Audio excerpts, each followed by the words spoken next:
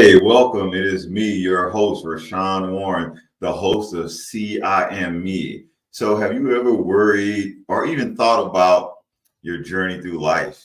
Have you ever thought about self awareness? Do you know about emotional intelligence? Well, if you don't, I know somebody who does. So, hey, let's introduce the person known as Maycie to the fold, and we're going to get talking today about the self awareness journey. All So, right. Thank Macy, you so much. what's going on? How are you doing today?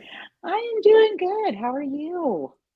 I am always remarkable and honored to have you on the show today. I know you will have some great insight to share. And so, as it pertains to the self awareness journey, so tell me a little bit about yourself, Macy. What are you doing these days? All right. So currently, I'm the Deputy Director of Training and Development for the Department of Veteran Affairs Office of the Inspector General. A little bit about myself. I've been in training and education roles for 23 years. I kind of hate to admit that number. I it's kind of hard to admit that number sometimes. Um, I have been on kind of my own emotional intelligence journey for the last 3.5 to 4 years. So actually, not long after COVID started, is when I kind of started and got into it, looking more into self awareness, for a course I was developing, and then just have continued down that path for my own development, and the period that I'm in at life, and the learning that I got from it, and how powerful it was for me. you know, uh, Understanding yourself, like the motto of the show is "See yourself, be yourself," right? And Hmm. that was derived from my emotional intelligence journey. As I go through life, you're looking at yourself, you're thinking about who you are, and then you start to ask your question. You start to ask the question, well, how are other people viewing me, especially in the leadership role where we're at now these days? You go into an organization, you're doing your best. Hopefully, you're doing your best. You're doing your best to try to make sure the organization is working. But our personalities leave a lasting imprint on our organizations and whether or not people are listening to us. So when I started thinking about the show and what I wanted people out there to really understand, I was like, Maycie, let me reach out to her because I remember what you did for the kids when I was at the University of North Alabama. And you came through and you gave them that course on emotional intelligence. They learned so much about themselves. Future leaders in our army learned so much about themselves, but they also learned a lot about how other people perceive them. How much do you run into that kind of like that talk to people like, well, they're looking at me like this, or I don't think I'm like this. Do you encounter any of that? Oh my goodness, yes. And it was a great time with the cadets, and you would think that you would have that more once you get out into the business world or up in government, or as you gain rank in the military. And often that's not there. So people are maybe having issues with others. My boss doesn't understand me, or I don't understand my boss. Why are these things coming out? Why are we having these issues? And it does go back to really emotional intelligence, along with communication, because that plays so heavily into emotional intelligence, how we communicate with each other. You're seeing things that it's like, can we just kind of get to the root of the issue, and then it wouldn't be as big of an issue as it is.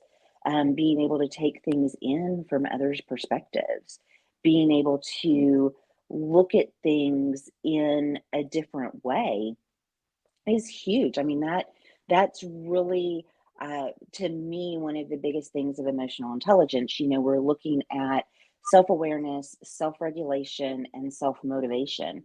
All of those things play into that full picture of EQ. Yeah. And I say, well, another big thing is that you got to want to understand yourself. You Yeah. got to seek that, right?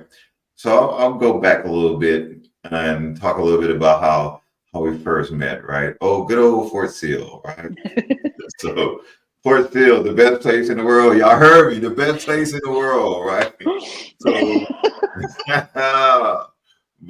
hey, so I arrived at Fort Sill. I am going to be a captain career course instructor. And in order for you to be a captain's career course instructor, you got to get this requisite training, right? And they have these high speed people, the best people in the world that come in and they teach you how to be an instructor, teach you how to understand yourself, teach you about the doctrinal aspect of actually teaching other people to be commanders in the army. Serious job. You're really learning because you're going to teach the next generation of people who are going to go out there and lead the force. And the person that they give us is none other than Maycie, right? So, I mean, I'm not gonna lie. So when I first, I think Jason Roberts told me like, "Oh yeah, she's a cool person," but he was like, "She's gonna make you learn." So I was like kind of intimidated because I just got there. I don't really know what's going on. Jason and everybody else and Tim has already been there.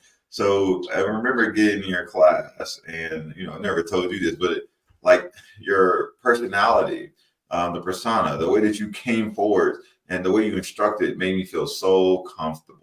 I was Oh, already kind of nervous because I had to learn how to teach, and it was my first cycle, and I had to learn all this stuff.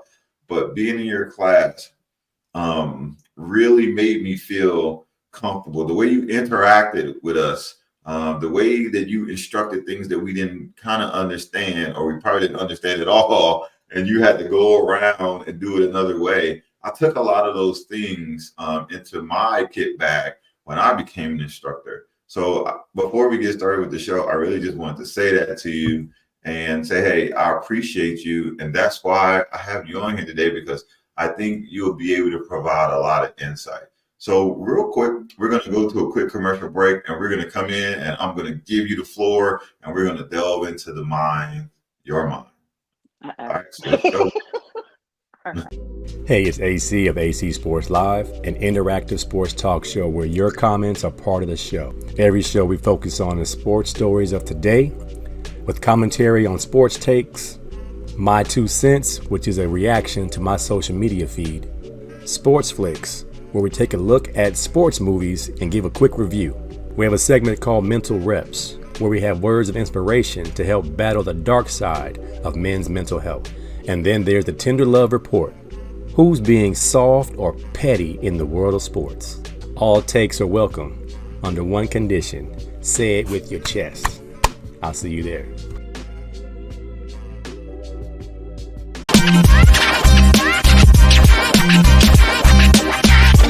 Hey, welcome. I am back. So, Maycie, so we talked a little bit about you, what you did, and I kind of want to get into emotional intelligence a lot, right?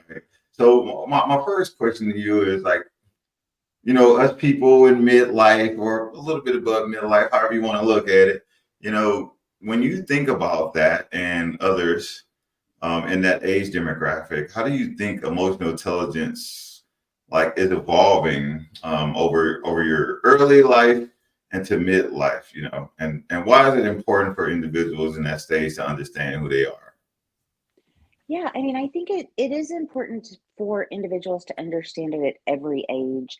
Interesting, just kind of side note, we were doing a workshop into January, and one of my peers said her kids in middle school in Massachusetts taking social and emotional intelligence classes in middle school. So it's something that they've seen as a need, that they are trying to fill in some of the settings of public education now, which I found interesting. Um, I think especially for those that are in that age group right now, we're, as much as I hate to say it, I'm in my mid 40s. It's that middle age time. Um, and a lot of things have changed. A lot of things have changed in culture. I know, at least when I was young, it was we don't really talk about emotions. We don't need to Mhm. express those emotions. You want to cry, I'm going to give you something to cry about, right? And you've heard those kind of statements where now it's, well, how do you feel about that? How is that making you feel? And looking at those things. When we get to midlife, and this is something I've been working on the last couple of years, honestly. Um, we're looking at, have we met our goals? Are we where we want to be in life? What did we give up, or did we give up anything to get there? And then what do we want that future to look like? In our 20s, we're like, oh, 45 is old, we got time.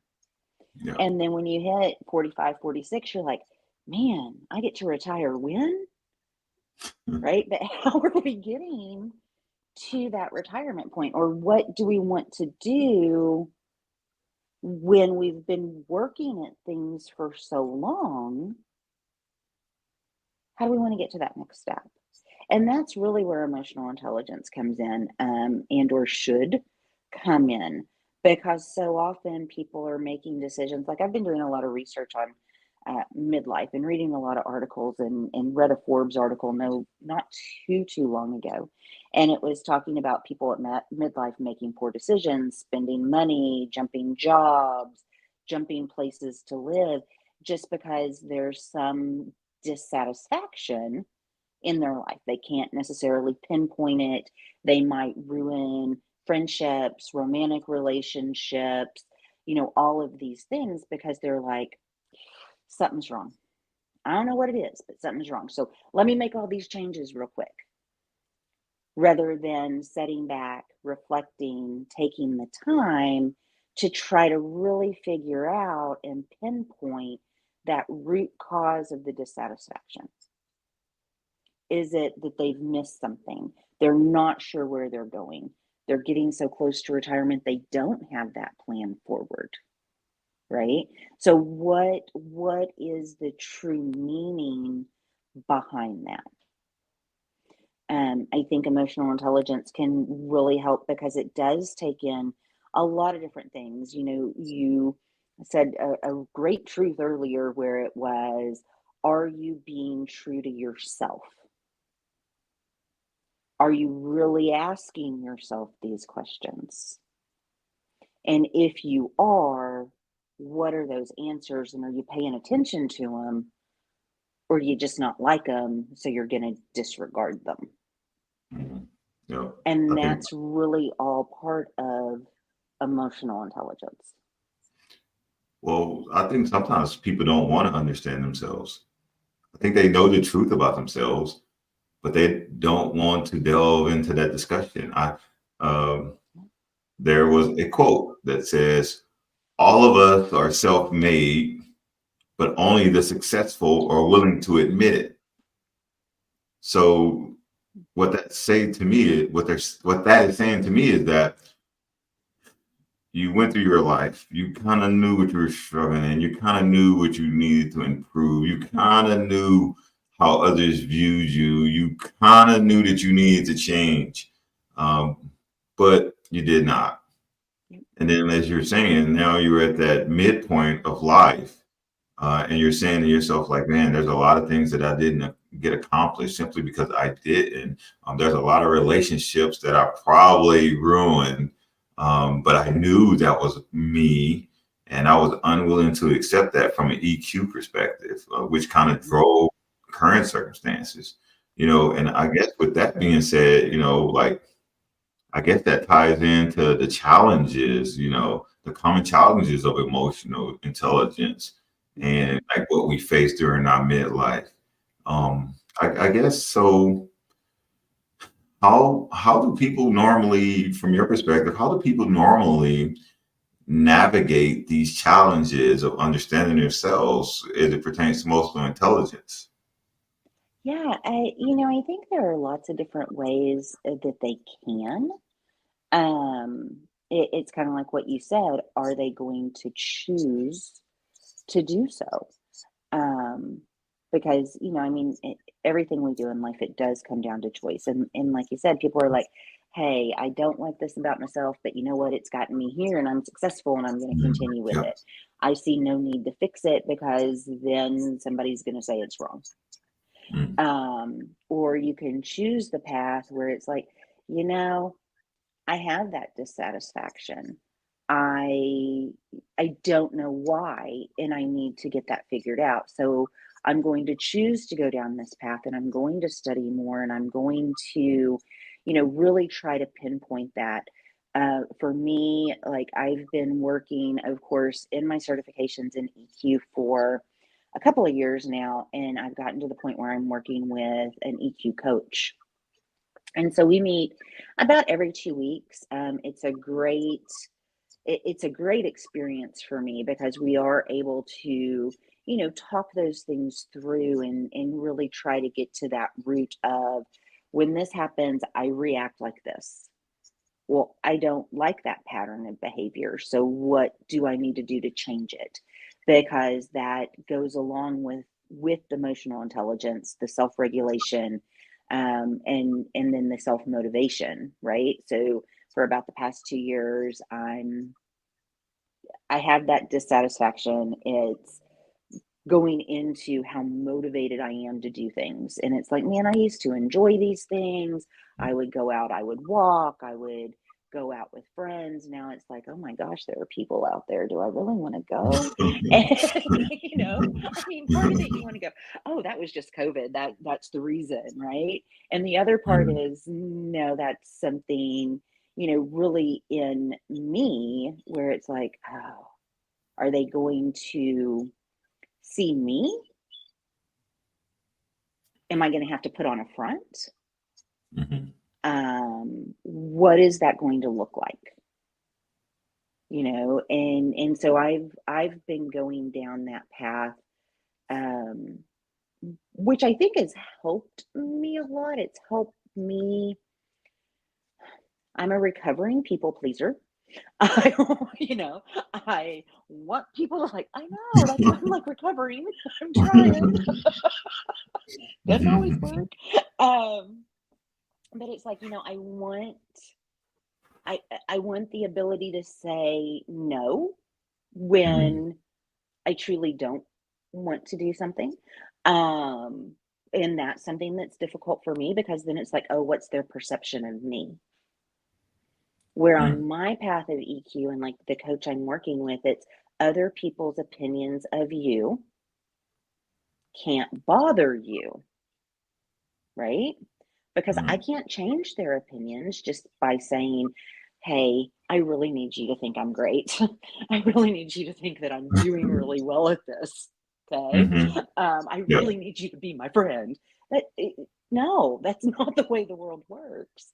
And I Mm, true. can't worry about what others are thinking of me.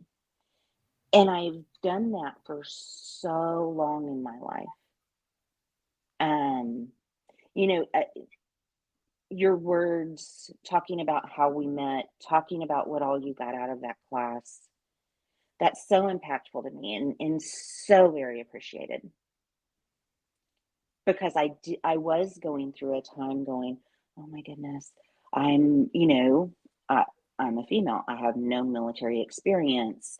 Um, I don't have that background. I've got to go in and be that subject matter expert in education so that they think I'm really here and they're going to be able to learn from me. And, putting all of that pressure on and then having like negative self-talk.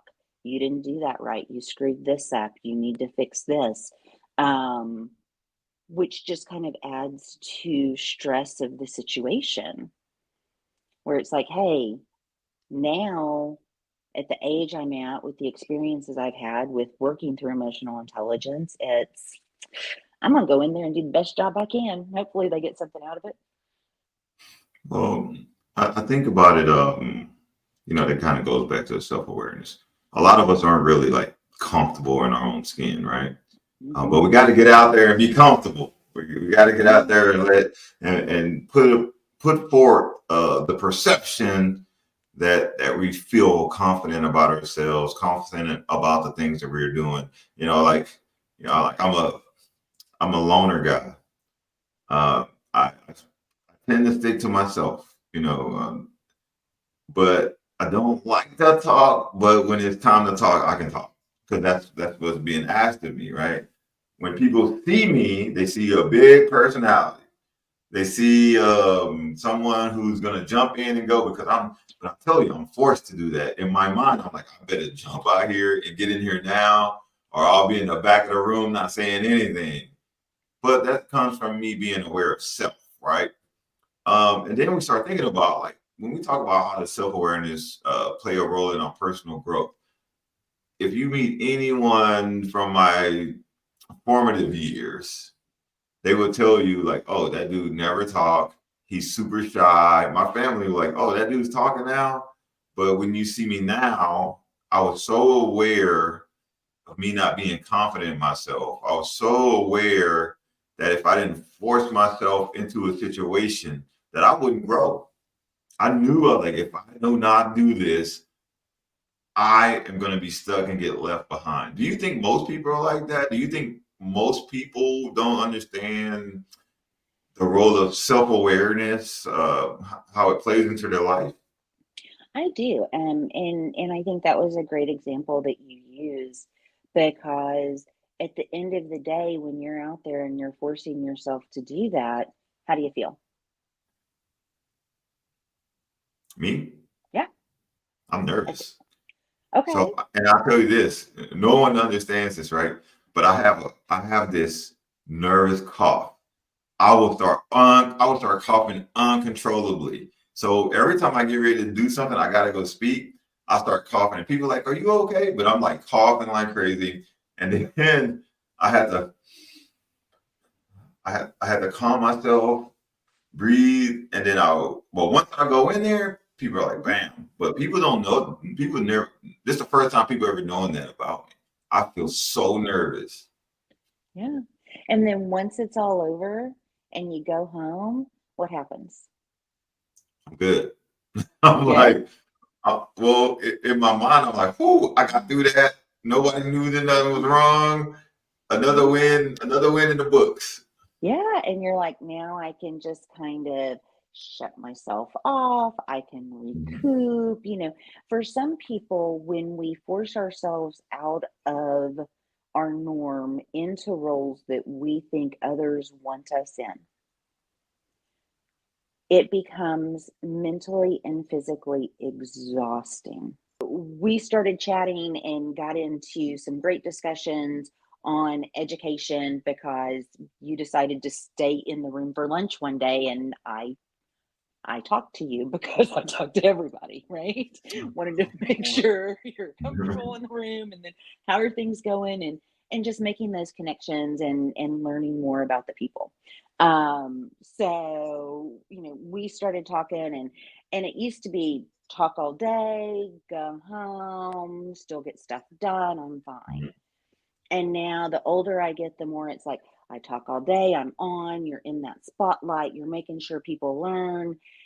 And I need to go home and not talk to anyone and just kind of get it all back together to recharge. So I have a lot of introverted tendencies coming out.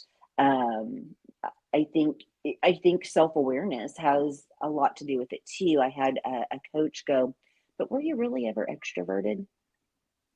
Mm, Or is that how you answered the questions on the assessment? mm. Oh man, Right? that's powerful.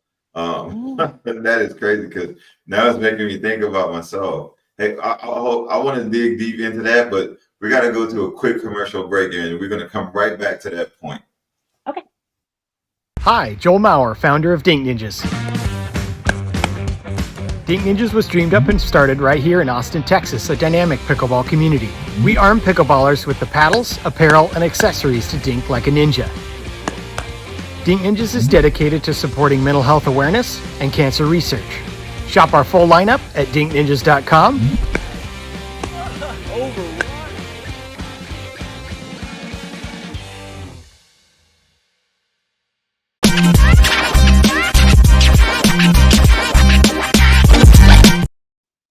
All right, Maycie. All right, let's keep it rolling, right? So you were just talking about, were you really ever extroverted, right? The reason I wanted to go back to that, because kind of what I talked about earlier. I'm loner guy. I'd rather be in the back watching everybody else, but what's being asked of me forces me into being an extrovert. But when people see me, they think that I'm an extrovert. Mhm. Is it Yeah, the same no. thing? It is. It is. You know, I've always said I have a lot of acquaintances and very few real friends. So you have, that handful that you completely trust, that you can be yourself with, and you can do all of those things. And so often we are forced into a role, or we take an assessment, and rather than, it kind of goes back to an earlier statement you made, rather than truly answering how we would answer, we answer how we want to be looked at, or how we want to be perceived, right? It's like, hey, we've got these assessments, our boss is going to see them, we're going to have to talk about them in front of a large group. What's going to be better for us? What are we really going to be looking like? Is it we want to seem extroverted, or we think they want us to be extroverted? I think a lot of mine, honestly, I was a military kid growing up. We moved every year on the year, up until I was in, I guess, sixth grade. We were there for 2 years.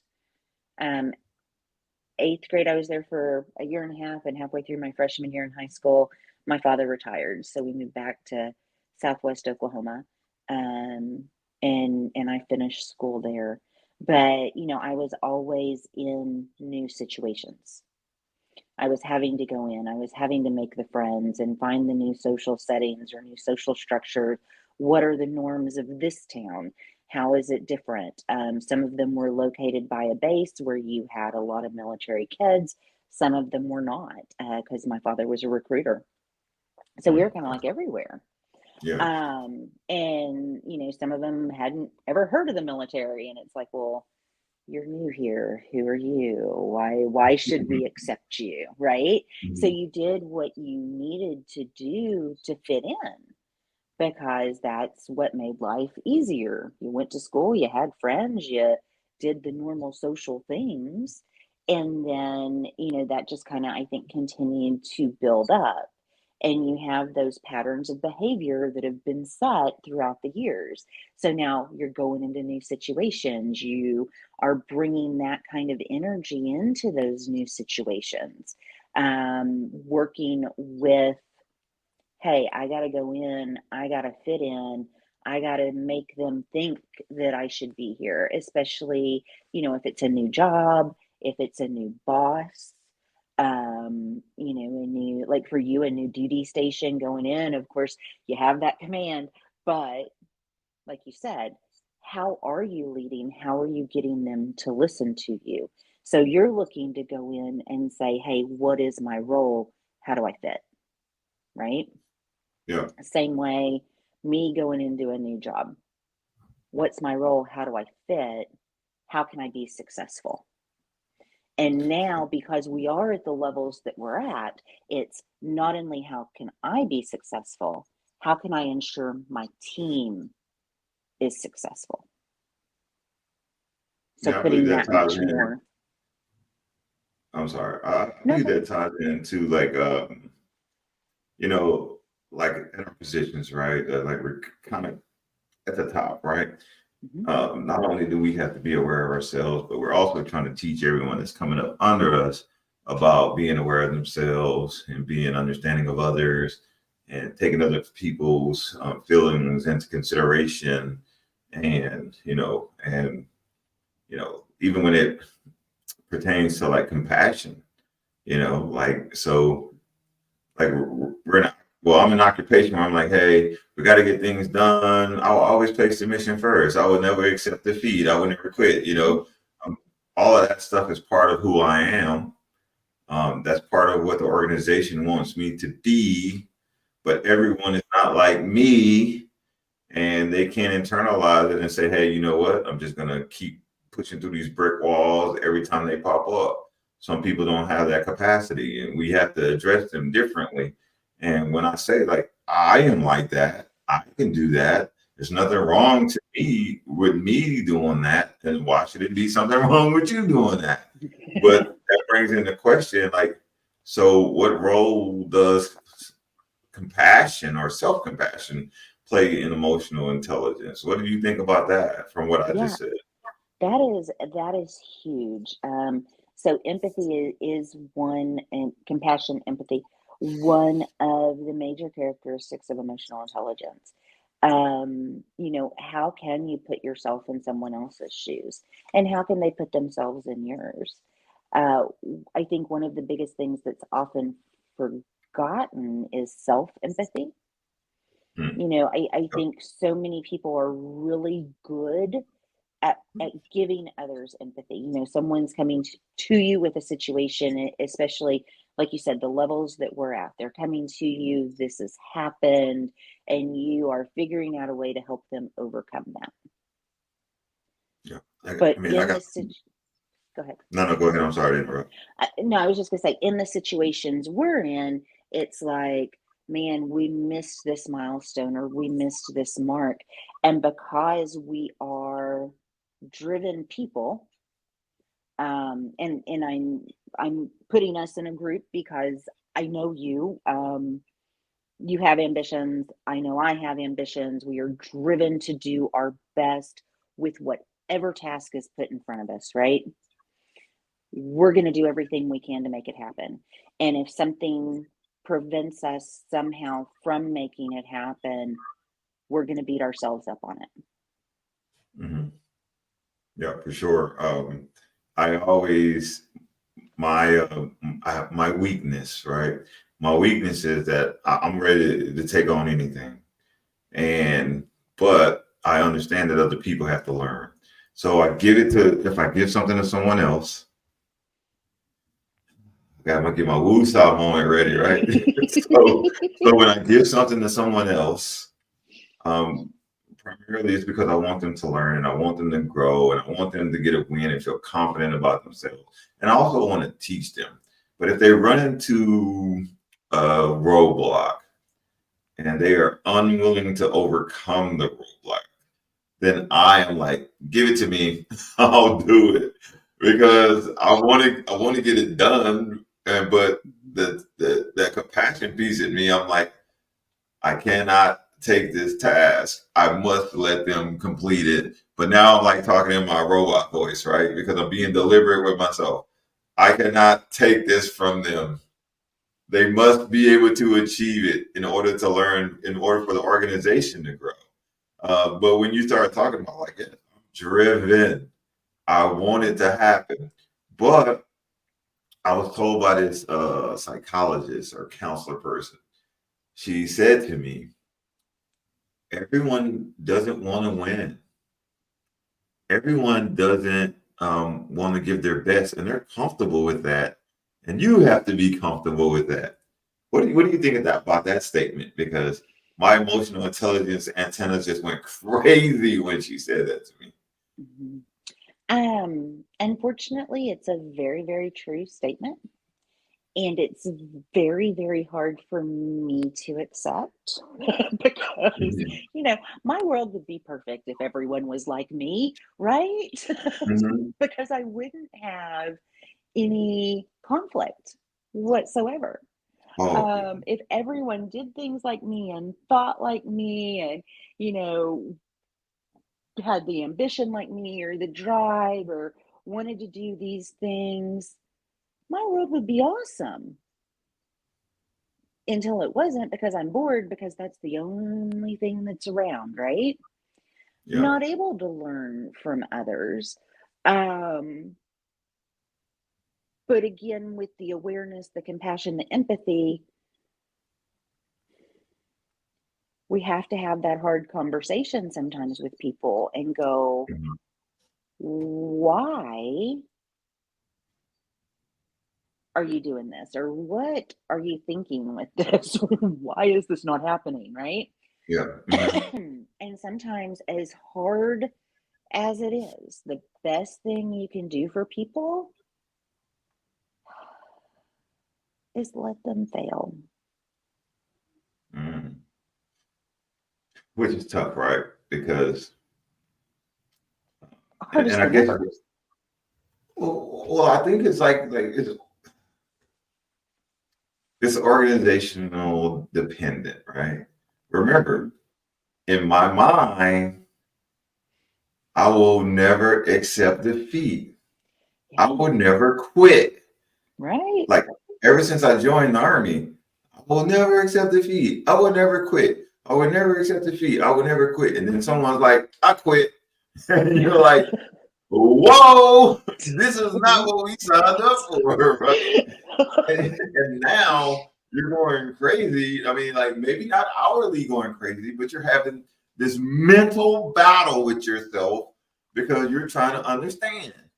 You're like trying, like you just said, you're trying to understand, like, what is up with you, guy or gal, because you told me that you was never going to quit and you were never going to accept defeat. So I guess it's the thing. You're right. Sometimes we got to let them fail. We got to let them see, hey, if you fail, this could happen, right? And then pick them back up, teach them, hey, high five on the objective. Let's get you back in the game. But I guess since we already come to the fact that sometimes we got to let people fail, what tips do you got for improving my emotional intelligence or improving anyone's emotional intelligence and how to deal with situations like that? What tips do you got in your brain that you can give to the world? Yeah. So, when you're in a situation like that and you're working with someone who doesn't necessarily want to work with or for you, right? Mhm. And maybe something or someone sometime let didn't let them fail. And it's like, hey, you don't want to do it. Here, I'll do this for you. Well, now they have that pattern of behavior. So what you're going to have to do is go in and work to change that pattern of behavior, which is why sometimes we got to let them fail. And of course, not if it's a mission critical task. Hey, you got to get in there. There's just no way you can not do it, right? But on Mhm. those simpler things that someone may not be wanting to work for, it's make sure they know that they're supported, but they're going to be the ones that do it. And like you said, giving them the consequences of those actions. Hey, you don't get this done, this is going to happen. So often people don't think about those second, third, and fourth order effects. They don't think about those consequences. Or if I don't do this, it's going to affect you, which is now going to affect the next person. How is it going to go? What's the domino effect of that, right? Mhm. And until they can kind of see that, and you're still with them by their side, Yeah. but not jumping in to save. You got the life preserver right there ready to throw to them, but they have to be willing to grab it. Yeah. They gotta you gotta throw it out there, then they gotta grab it, then you gotta reel them in. Right. The process. So now since we're kind of in the realm letting people fail, letting people work through their thoughts, letting people work through the way that they approach things. There's another thing that's out there: the the societal and the cultural pressures. Those things impact emotional intelligence also. So Yeah. how do you kind of take a look at that, like from a societal and a cultural perspective? How do you look at those? Yeah, a lot of it is having conversations Mhm. with people, because it is understanding the perspective with which they see. Um, when I teach emotional intelligence, I use a quote from Harper Lee out of To Kill a Mockingbird. And it, Mhm. just to paraphrase it, it's people see what they're looking for and they hear what they listen for, right? Mm-hmm. So how are you fully hearing someone? And how are you truly seeing someone? So making sure that you are open to those things. So often when we listen, we're listening in order to give a response, but not listening to truly hear someone. And when you can look at it and say, I hear you. I may not be able to do anything about the situation whatsoever, but I hear you. I know where you're coming from, and let's figure out a path forward. That is probably more powerful to them than you having a solution or you jumping in and doing it for them. Mm-hmm. Yeah, I mean, yeah, that is true. I find myself a lot, right? Sitting back, arguing with myself on the inside, but I'm still trying to figure out how to make the individual themselves as successful as they can by helping them see themselves, right? Uh, as a person who evaluates people on a yearly basis, I got like all these people that I'm evaluating, and I'm telling them, like, hey, this is how you're doing at your job. You may not know this, but people think you're like this, And then most of the time I get, I'm not like that. I mean, I'm like that too, like just people make what do I say? People will make a opinion of you, of how they view you. Mm-hmm. Like I said earlier, I'm the big guy. If you never met me, I'm gonna come in the room. I'm probably quiet. I know my face looks mean because people keep saying my face looks mean. So, but I have internalized that, like, okay, I need to go and laugh and smile so people won't think I'm mean, right?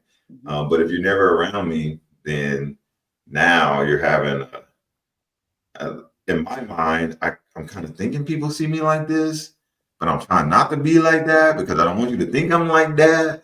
So Mm-hmm. I'm battling my perception and I'm trying to push forward a perception when really in my mind, I'm just like, man, this is who I am. All of that Mm-hmm. stuff's going on. Okay, so let's take a quick commercial break. We're going to come back. We're going to go into our final segment, and we're going to talk about the roles of mindfulness and self-reflection. All right. Focus. Focus up. Hey, man, zoom in. Hey. Welcome. My name is Chris Rubio of the Rubio Method. Soak it in. Wear it as a nice sweatshirt, a nice yellow sweatshirt. See if it fits, and it may be something you say, okay, I'm listening to you, but I don't really like it. Not for me. What the hell are you thinking? You have no idea what you're talking about. You have issues because of your bad taste.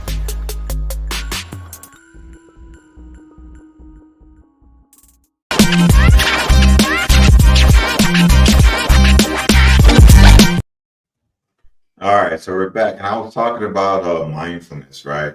Before we left. So what I want to know is like, what role does mindfulness and self-reflection play in enhancing your emotional intelligence? Both are huge. So some of the things that people can do to develop more within those realms is, of course, listen, empathize. We've hit both of those, but then Mhm. reflect.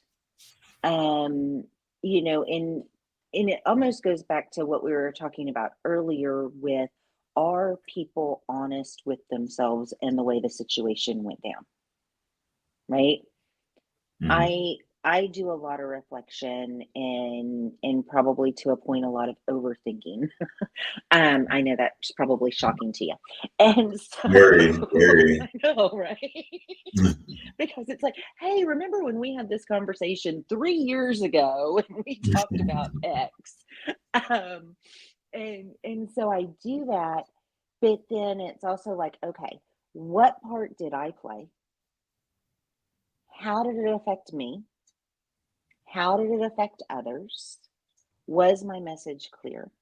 Um, and when I know I'm going to have like a really difficult conversation.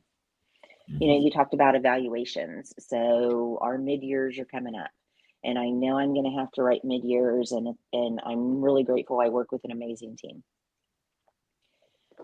But sometimes you still have to have those more difficult conversations.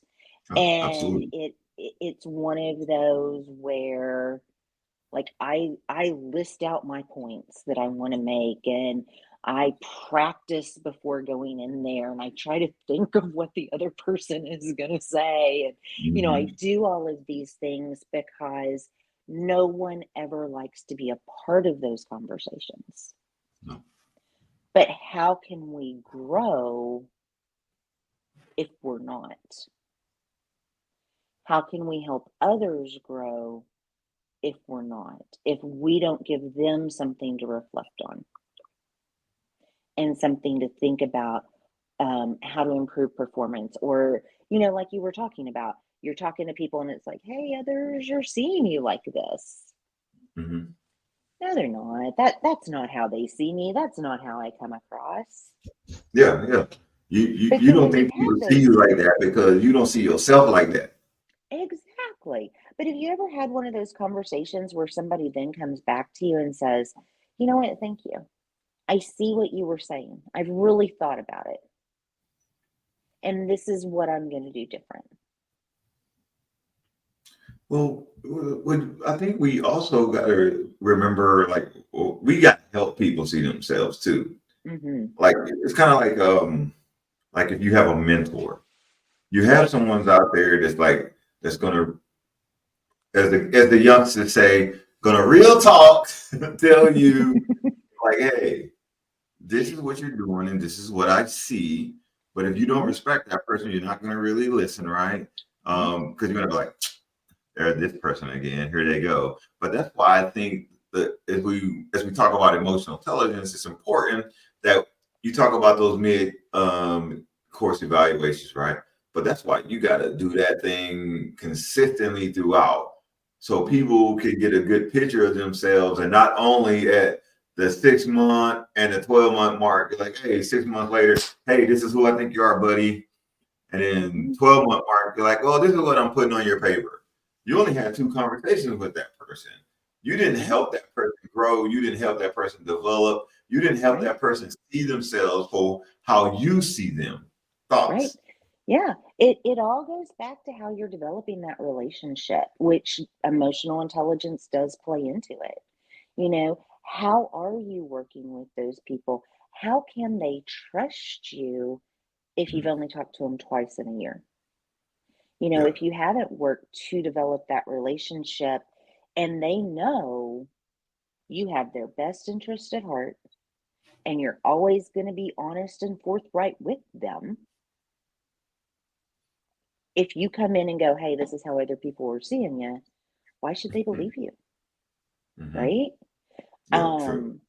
It does go into, again, developing any type of relationship comes back to how are we seeing ourselves? How are we able to bring our authentic self into the situation?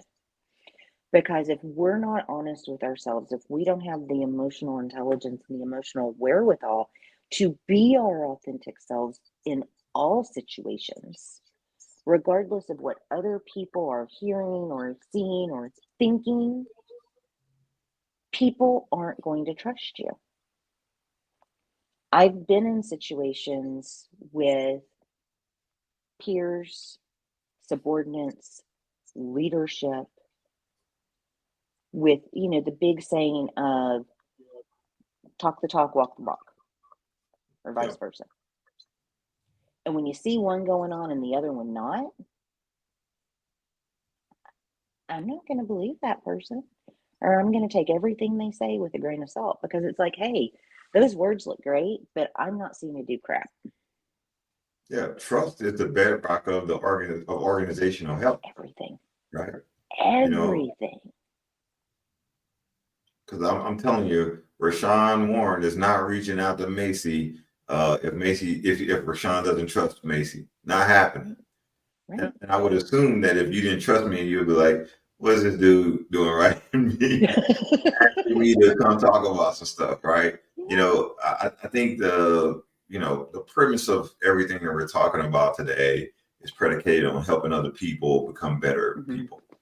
You know, whoever sees the show, I want them to say, well, you know what? I remember when that Maycie lady with the long title came and talked, but she was given like professional insight, right? I mean, I think that's the ethos that you have from what you currently do and how you're helping other people already or in the construct of the military organization or where you work.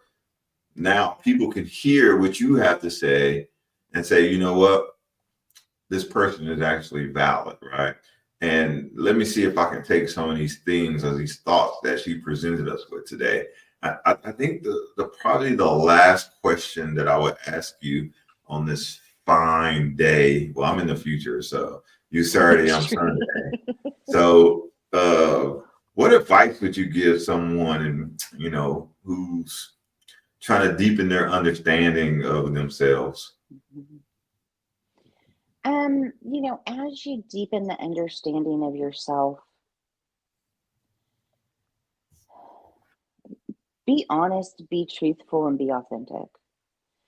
Don't look to play the role that you think you should fit in or the mold that you think you should fit in. And that's probably one of the hardest things that we have to do today. And I am talking more on that personal level, as you do this, because you truly can't go forward in helping others if you're not getting yourself taken care of first. Mhm. Because you can't fully be there for someone else if you're not being your authentic self, if you're not being honest with yourself, if you haven't built up your resiliency, how can you expect someone that you're trying to help to build up theirs? Yeah. So I think a lot of self-awareness for me is how can I continue to build it and develop it for me so I can take that out into the world and help others. Yeah, totally understand. That was a great breakdown because I typically share with my son. I share all of my failures with my organization. I tell people all my failures, and they're looking at me like, "What? How did you get this job?" But I'm like, because all of us are failing at some point. All of us are having a hard time with something. All of us have to pick ourselves up, even if we don't feel like we are picking ourselves up.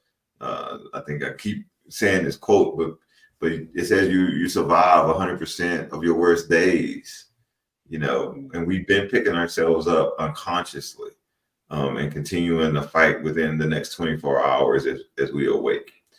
So as Maycie, I want to thank you for being on the show today. But I also want to give you these last few minutes and give us your final thoughts and tell us how, if somebody wanted to get with Maycie, how they get a hold of you. So, well, let's start with your final thought first. I'm going to throw a quote back at you because I found one today and I thought it was really good. It's actually from Colin Powell. And it says, leadership is all about people. It's not about an organization. It's not about plans. It's not about strategies. It's all about people motivating people to get the job done. You have to be people-centered. Mhm. And I think so much of what we do, so much of what you're doing with this show, our conversation with emotional intelligence and about emotional intelligence, it's all about, our learning how we can help others. Mhm. Because at the end of the day, that's how we're going to, be able to help change the world is by helping others. True. Facts. So if somebody wants to get a hold of you because they think you're awesome, like I do, How would they get a hold of you? And then my email is just cmaycie@yahoo, so people can get a hold of me there. Is it SEE or C? C is in the first letter of my last name, and I'm so original with that one. So just the letter C and then my first name. And Maycie, thank you for being on. I really appreciate you. I look forward to talking to you in the future. And everyone out there in the world, I am Rashawn Warren, the host of See I Am Me, and we're out.